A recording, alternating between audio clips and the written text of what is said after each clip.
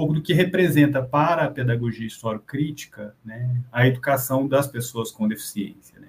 E aqui com o nível, né, do ensino fundamental que nós estamos trabalhando, né, ou a etapa, né, do ensino fundamental que nós estamos trabalhando, no caso, com as crianças com deficiência, né? Eu diria que para a pedagogia histórico-crítica, a educação, e em particular a escolarização das pessoas com deficiência, representa principalmente assim, um compromisso político, né? E um compromisso político não só com elas, mas com o gênero humano, né?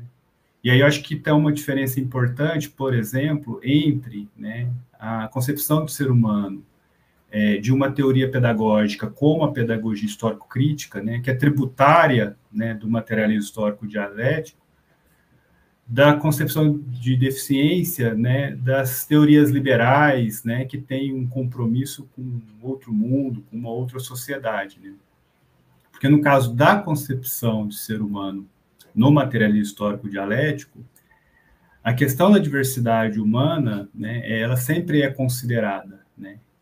Mas o entendimento é que para que essa diversidade, ela de fato seja um elemento enriquecedor da cultura, a questão, né, dos mecanismos que produzem a desigualdade, né, precisam ser superados, né? Diferentemente do que pensam os liberais, né? Os liberais, de alguma forma, eles naturalizam o mundo, né? Eles naturalizam essa sociedade, né? E aí, dessa forma, e que a gente acaba combinando com propostas educacionais, né, como é o caso da educação inclusiva, como é o caso das políticas, né, de educação especial na perspectiva inclusiva, que eles falam, né, em valorização da diferença, né, o que a gente poderia chamar de valorização da diversidade humana, mas ao fim e ao cabo, né, eles escamoteiam a questão dos mecanismos que produzem a desigualdade. E eles também, né, acabam, né, escondendo, portanto, escamoteando, inclusive, né, historicamente, como, né, o liberalismo e aí o modo de produção capitalista vem utilizando, né, ao longo da história, inclusive essas diferenças, ou no caso, né, os diferentes aspectos da diversidade humana, para justificar desigualdades sociais, né?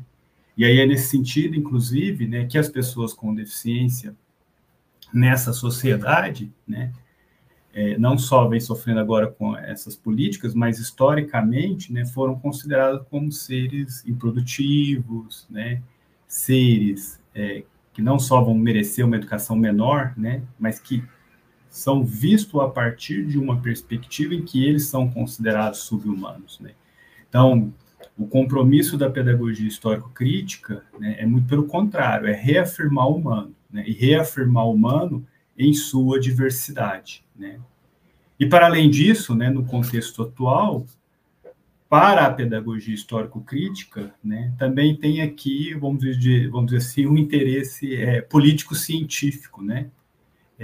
O Vygotsky tem uma passagem no livro, nos escritos dele, né, sobre os problemas da defectologia, que eu acho que assim, é muito interessante para nós, né, que trabalhamos com a pedagogia histórico-crítica. Ele diz, né, que os modos de compensação social, né, desenvolvido pelas pessoas, né, e no termo da época ele diz, né, defectivas, colabora intensamente para a compreensão dos processos compensatórios em pessoas, aí eu coloco entre aspas, né, ditas normais, e que vale dizer muito mais do que o contrário, né? Ou seja, a gente pensando na pedagogia histórico-crítica, né, como uma teoria pedagógica no seu processo de construção, a gente acaba, né, de certo modo, obtendo contribuições para o próprio desenvolvimento dessa teoria pedagógica no trabalho com as pessoas com deficiência, né? Isso, de alguma forma, eu estou tentando aqui traduzir, né,